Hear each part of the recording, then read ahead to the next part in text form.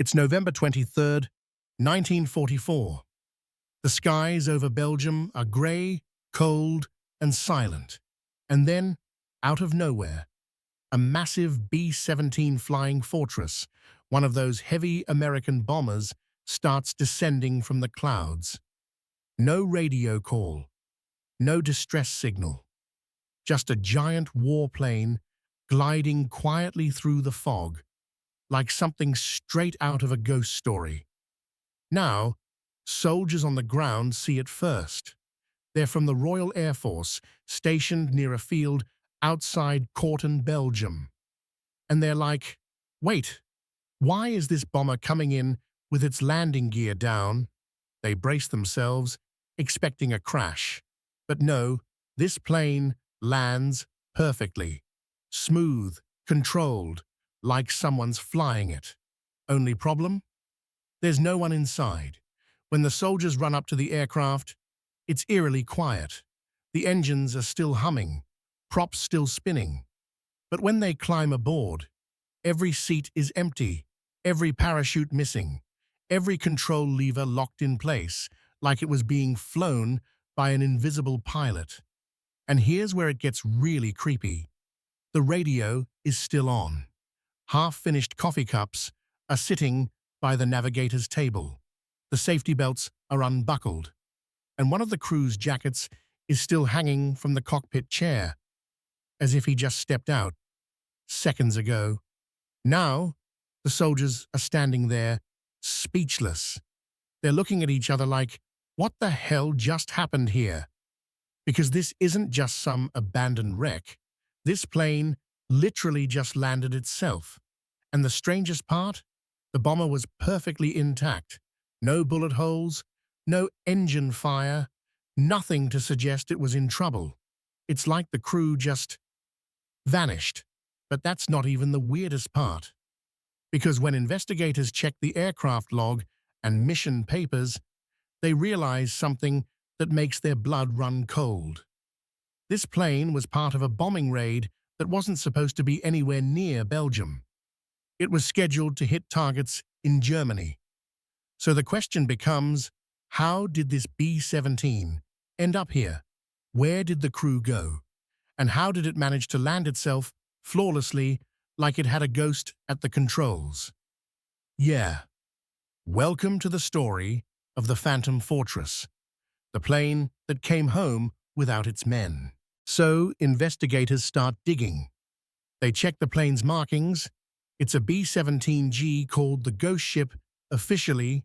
Its serial number was 43-38545, part of the US 91st Bomb Group stationed in England.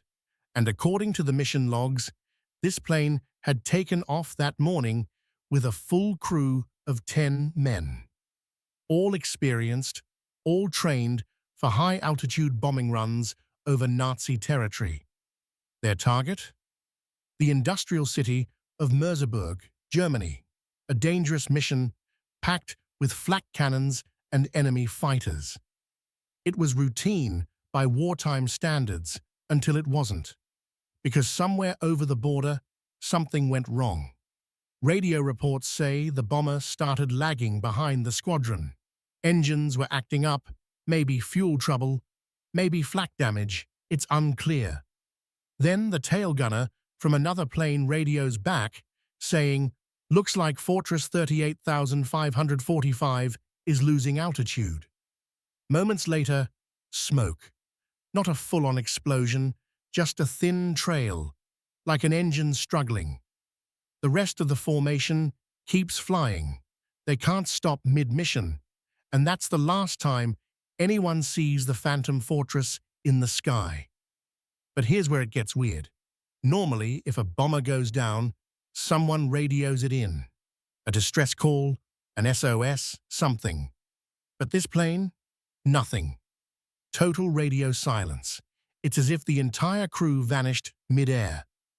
Hours later, Belgian locals spot that same bomber descending through the clouds. Engines sputtering, one prop barely turning, but still flying straight, like someone was guiding it in. except no one was. When the RAF soldiers finally board it, they find more than just emptiness. They find parachute clips scattered on the floor, meaning the crew probably bailed out mid-flight. But there's no blood, no signs of struggle, no bullet damage, no broken glass. Just one single clue, a half-eaten sandwich still sitting in the navigator's tray. That detail haunts everyone, because it means the crew must have left fast, like something happened suddenly.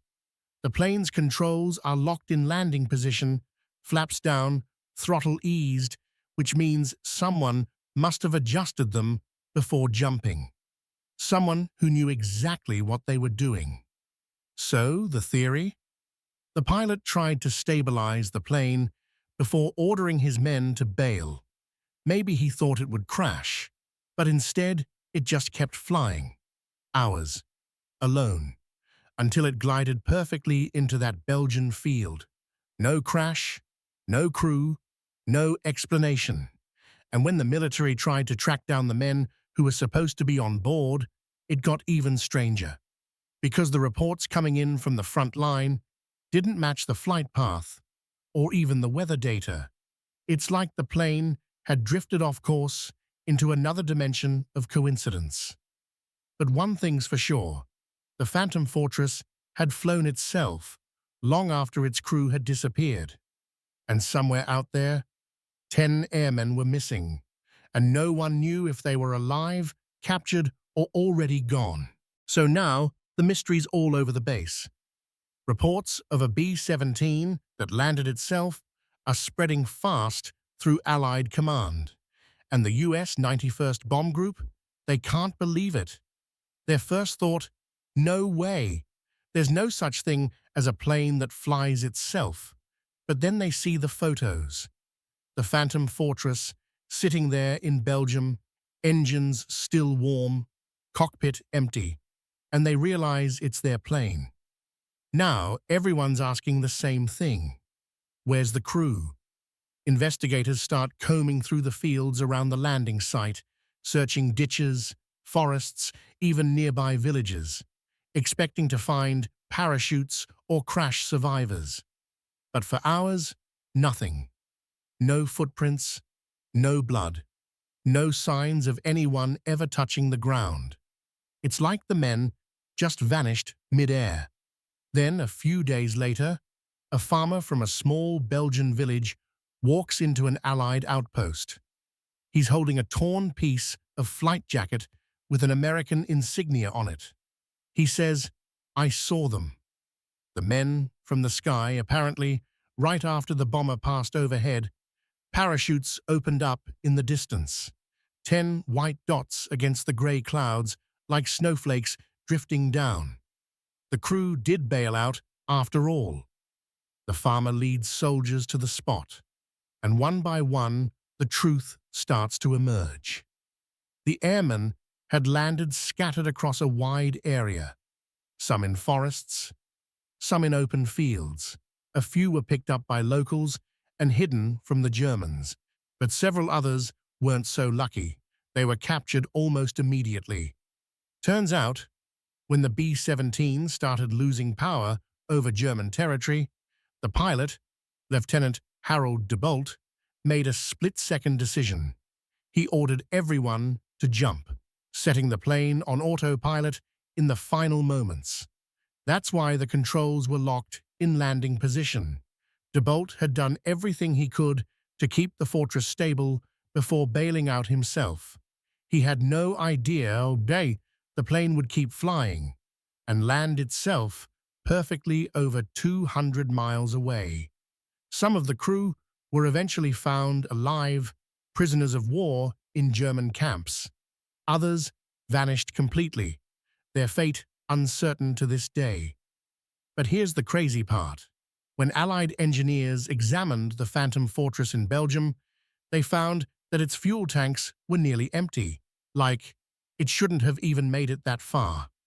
And yet somehow, through a mix of wind currents, balance, and maybe pure luck, the plane glided across enemy lines and touched down like a ghost, guided by unseen hands. The press got wind of it soon after, calling it the ghost plane that flew itself. Even now, aviation experts can't explain exactly how that heavy bomber managed a perfect landing without a single man aboard. It became one of World War II's strangest and most haunting stories, a plane that came home without its crew. So after the shock wears off, Allied Command sends in aviation engineers to figure out how the hell this thing landed itself. Because seriously, a fully loaded B-17 bomber doesn't just casually glide down like a paper plane. We're talking about a 30,000-pound flying tank. Without a pilot, that should have ended in a fireball. But nope, this one sits there perfectly on the Belgian grass, barely a scratch. Investigators climb aboard again, this time taking their sweet time. They go through every inch, the bomb bay, the fuselage, the cockpit, looking for clues. And that's when they start realizing the plane was somehow set up to survive. All 4 engines, still functional, though 2 were sputtering. Flaps, fully deployed. That means whoever last touched the controls knew what they were doing. The landing gear, locked in place, and the throttles pulled back just enough to let the aircraft descend at a slow, safe glide. Everything points to one thing. Lieutenant DeBolt, the pilot, tried to save that plane even as he was preparing to jump. He must have thought, if we're bailing out, I'm not letting this bomber crash into some village. So he sets it for a gradual descent, trims the flaps, locks the rudder straight, and prays. What he didn't know is that he'd basically created a mechanical ghost. Once the men jumped, the B-17 stayed perfectly balanced, cruising on autopilot, the wind currents steering it just enough to keep it stable. It drifted hundreds of miles, over enemy lines, through anti-aircraft zones, and somehow, by pure fate, glided down in Allied territory. Now the engineers are stunned. They're like, okay, scientifically, this shouldn't happen. But every switch, every lever, every gauge proves it did. And then there's one more eerie discovery. A Bible sitting open on the navigator's desk. Its pages are marked with fingerprints and smudges, and the last verse highlighted reads, "Though I walk through the valley of the shadow of death, I will fear no evil." That detail spreads fast. Soldiers start whispering that maybe this wasn't just a plane, maybe it was a sign, a symbol that something or someone guided it home. The press later calls it the Miracle Fortress. Engineers just call it unexplainable, but for the men of the 91st Bomb Group, it's personal, because that aircraft returned without its brothers. They repaint it, patch the holes, and ground it permanently. No one wants to fly it again. They say it's already flown its last mission alone. And that's how the Phantom Fortress earns its name. A ghost of the war. A reminder that sometimes even machines carry a soul. So, after the war ends, the Phantom Fortress fades into legend. It's repaired, catalogued, and eventually scrapped like so many other aircraft that served their time. But this one, this ghost bomber, leaves behind something that no one forgets. Because think about it. Out of thousands of missions that ended in flames, this one plane refused to die. It flew through war-torn skies, lost its crew, and somehow brought itself home.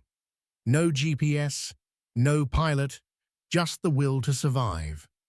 Over the years, people who served in the 91st Bomb Group would tell the story like it was folklore.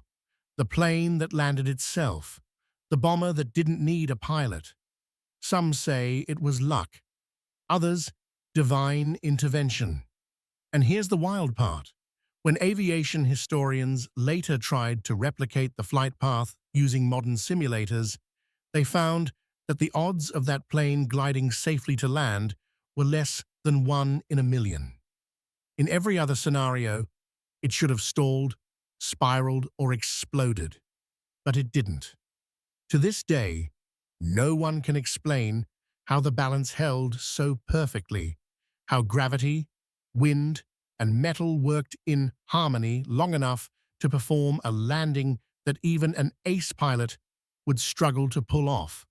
But maybe that's why the story sticks. Because deep down, it's not just about a plane. It's about persistence, about something refusing to go down, even when it's alone, battered, and running on fumes.